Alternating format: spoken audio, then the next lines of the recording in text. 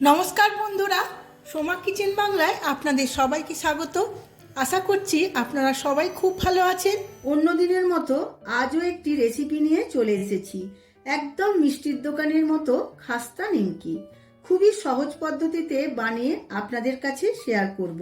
বাড়িতে কোনো অতিথি এলে আপনারা বানিয়ে পরিবেশন করতে পারেন বা অনেক দিনের জন্য সংরক্ষণ করে রাখতে পারেন। সম্পূর্ণ ভিডিওটি দেখার জন্য অনুরোধ রইল।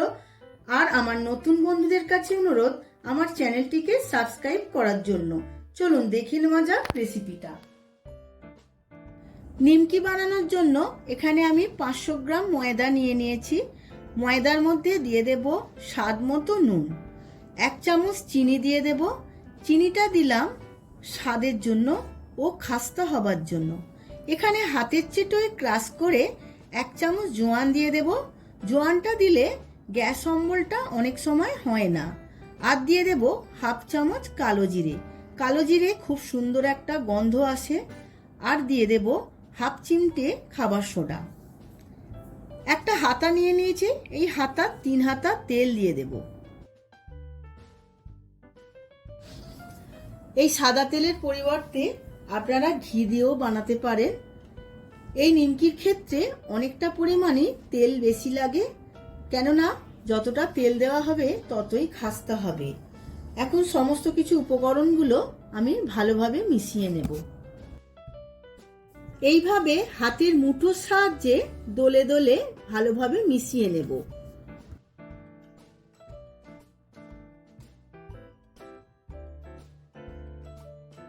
সমস্ত উপকরণগুলো ভালোভাবে মেশানো হয়ে গেছে। এখন দেখে নেব মুঠোর সাহায্যে ময়ানটা কেমন হয়েছে।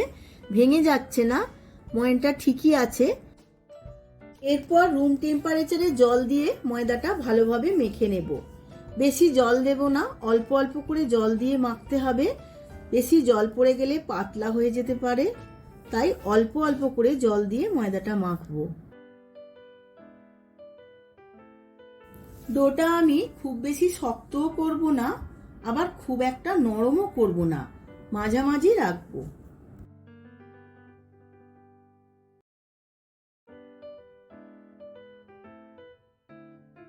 ময়দাটা আমি নরম ডো বানিয়ে নিয়েছি।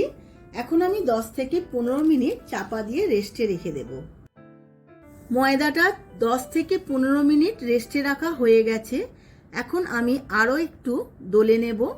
তারপর আমি 4টে ভাগে ভাগ করে নেব। ময়দাটা 4টে ভাগে ভাগ করে নিয়েছি।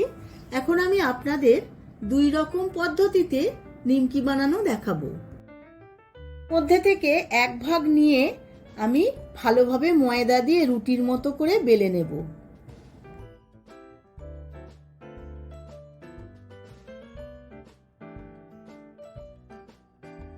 রুটিটা আমি খুব একটা পাতলাও করব না, আবার খুব একটা মোটাও করব না, মিডিয়াম রাখবো। এইভাবে বড় করে রুটিটা বেলে নিয়েছি। রুটিটার মধ্যে আমি তেল দিয়ে দেব। তেলটা ভালোভাবে মাখিয়েও নেব, আর ওপর থেকে ময়দা ছড়িয়ে নেব। ময়দাটাও আমি মাখিয়ে নেব। এবার আমি একটা কোণ থেকে খুব টাইট করে পাকিয়ে নেব।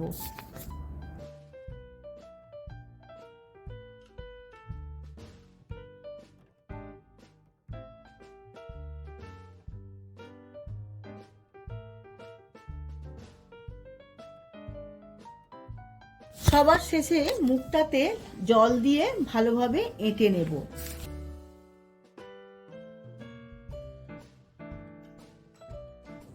এবার আমি দুটো সাইড বাদ দিয়ে দেব। তারপর পিস পিস করে কেটে নেব।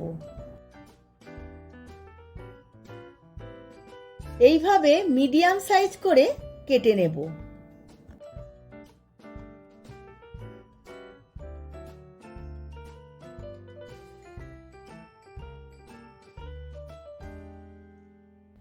এক একটা সাইজ নিয়ে আমি গোল করে বেলে নেব।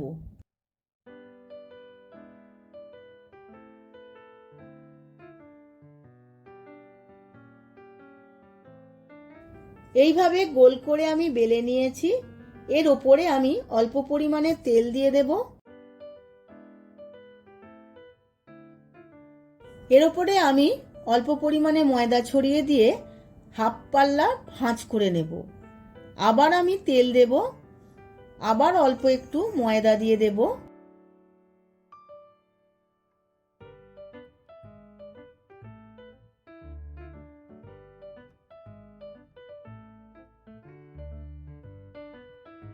আরও একটা ভাঁজ করে নেব।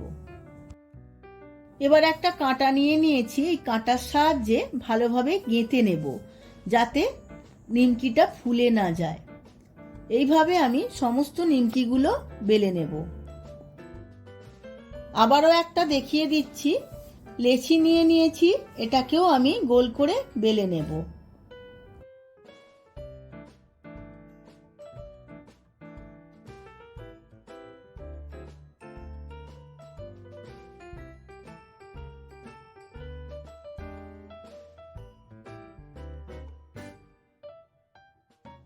আবারও তেল ও ময়দা দিয়ে দেব।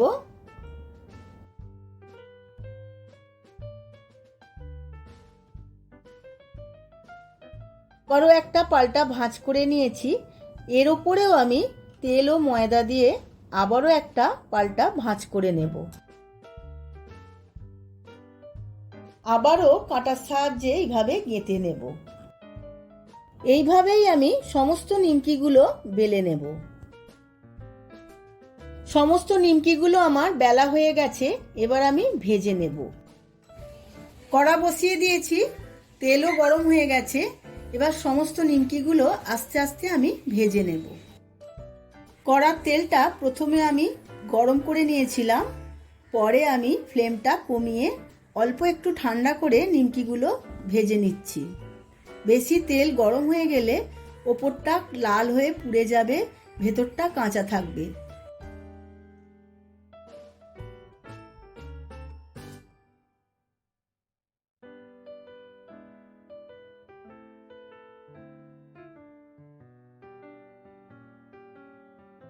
সমস্ত নিমকিগুলো ভাজা হয়ে গেছে, এবার তুলে নেব।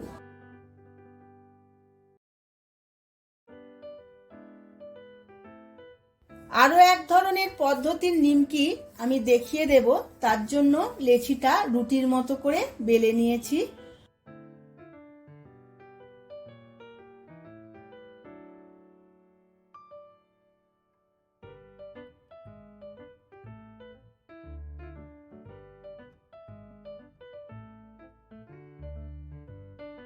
প্রথমে আমি এইভাবে সরু সরু করে কেটে নেব।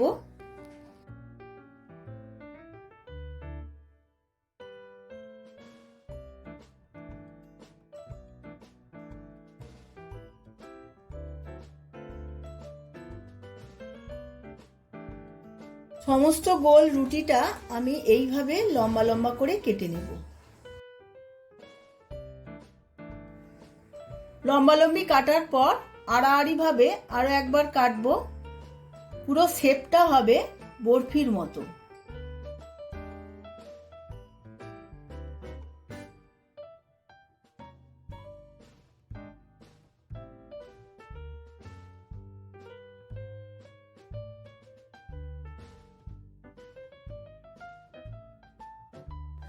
সমস্ত নিমকিগুলো বরফির আকারে কাটা হয়ে গেছে। এখন আমি এই নিমকিগুলো ভেজে নেব। বড় নিমকি ভাজার তেলেই আমি এই ছোট নিমকি ভাজবো, তার জন্য কড়াই দিয়ে দিলাম।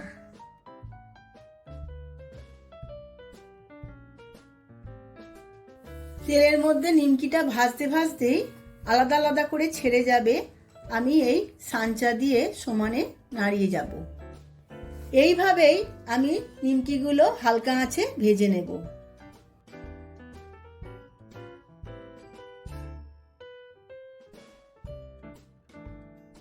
নিমকিগুলো ভাজা হয়ে গেছে, আমি এবার তেল ছেঁকে ছেঁকে নিমকিগুলো তুলে নেব।